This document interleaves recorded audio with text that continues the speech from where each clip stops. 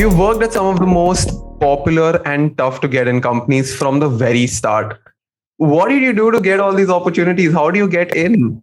Well, yeah, I mean, we can say that in retrospect, but that was not the plan ever, right? I mean, I did not come into the industry or even like become a designer with a plan in my head. It just like kept happening. I would give a lot of credit to my first, company. I would say like the big name company, which is Adobe, and that I would say was also kind of a chance kind of a thing that happened with me back in like way back in 2006. I was too much, I think, into Flash and doing things with Flash. There used to be a software called Flash, if you remember, or if you have heard of it, and it's a totally new generation now. But yeah, I used to do a bunch of like fun stuff with Flash, and I had a very little blog, I would say, on blogspot.com. This is the a blogging platform from the past. And my blog got noticed, and a hiring manager from Adobe got a recruiter to reach out to me, and they were setting up a new team in Bangalore. Macromedia had just got acquired by Adobe, and they were setting up this mobile team where Flashlight was the mobile Flash player, and they were looking for someone who can write applications or even like conceptualize and design applications and use them to test the product or test the Flash code base itself. And it was a pretty new beginning for me in terms of just like understanding how this works. And mobile I had never worked on. I was working on like I think some e-learning tools before that in my like first like Tata Interactive, where I was working back in Calcutta.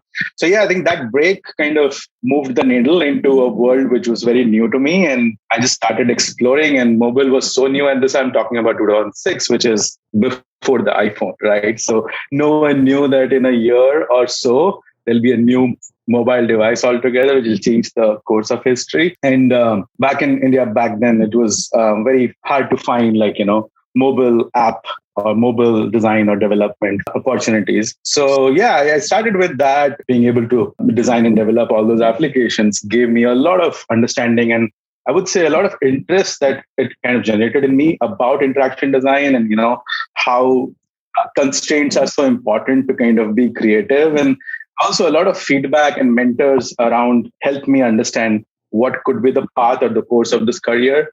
So I kind of moved into design, and then Yahoo happened, and then Facebook happened. There was a transition from India to US as well in between. But I would say, it was more about just exploring and like just like wanting to do my best, and it just like kept opening up those doors, and those opportunities came rolling. So you feel that getting that one good company at the beginning of your career is really important because it serves as a tipping point. I would say it's not a playbook, of course, but even after getting inside a big organization, right, the struggle continues. The struggle continues to be visible. The struggle continues to do the work that you want to do because there's so much to do. I, as a person, I'm a sucker for like different perspectives and different experiences. A big company does give that opportunity where like if you don't like a type of use case or a problem space, you can definitely like look into other parts of the same company where maybe there's a different problem space that you can be a part of. So that was actually one of the biggest reasons why I think after Adobe, everything that I did, Facebook, such a long time that I spent there, I actually moved around teams, moved around problem spaces, and that never made me feel bored at one thing, like, doing one thing, keep on doing one thing.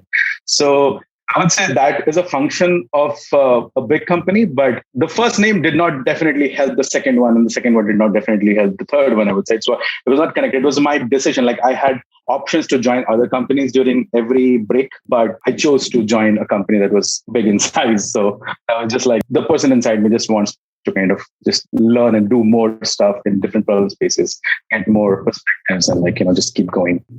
You said that you really enjoy seeing things from different perspectives, but it's very difficult to include new perspectives because you always have a bias towards how you see the reality and how you see the world. So how do you do that? How do you have so many perspectives and you can keep them side by side? Yeah, I mean, I would say when I was transitioning from being an engineer at Adobe and just then figuring out how do I become full-time formally titled designer, right? Because that was very important. And this was a time when I would say the way I was looking at design was from the point of view of an engineer or a developer, right? Like I have this tool and I know this can be done. And it was like very feature centric and tool centric, right? So I could make things that were cool to look at, but did that solve a purpose? And was there any meaning of that? Was not clear. And I feel like in the next 1 year after I left Adobe, there was this one transition time when I personally went through this transformation in my head, which is like, I don't need to learn anything new anymore. I want to unlearn a lot of things that I've learned as an engineer about design. So I could like just like roll back and like clean the slate to relearn what design actually is, like what is user experience, what is product design. And I think that helped me for the rest of the last like now almost 9-10 years now to be open to everything, right? And also I did not come from a formal like design school. So I did not have that formal, like I would say a list of things that I had to abide by. Like this is design, right? Everything that I was learning in the following years is like, oh, this is how it should be done. Be it understanding a problem space, be it collaborating with your partners in the team, or be it like just receiving and giving feedback. It was all coming to me as like the first time. I was just like learning them as fresh as possible. So that way, I think keeping yourself open just like open these doors of like just not being held up or hung up on something that you really, really want to protect, because there was nothing for me to protect. It was like, I was just like gathering, and it was like an open field. And also that I brought that understanding into just day-to-day design work as well. And I saw that that was really working, because design is all about that, right? How do you bring these perspectives, like massage them together and like create something that is a story that is compelling enough, which creates some value for the user, but also for the business that you are developing this for. So yeah, I mean, being open from that point of my career was really helpful for me to grasp and like, just like be very malleable, very open about things that come to me. You just saw a snippet from whiteboard.fm. You can watch the entire episode by clicking on the link in description. We have hundreds of clips on design case studies, hiring processes, and much more. This podcast is a part of the 10K Designers Network. Check out our website whiteboard.fm to learn more.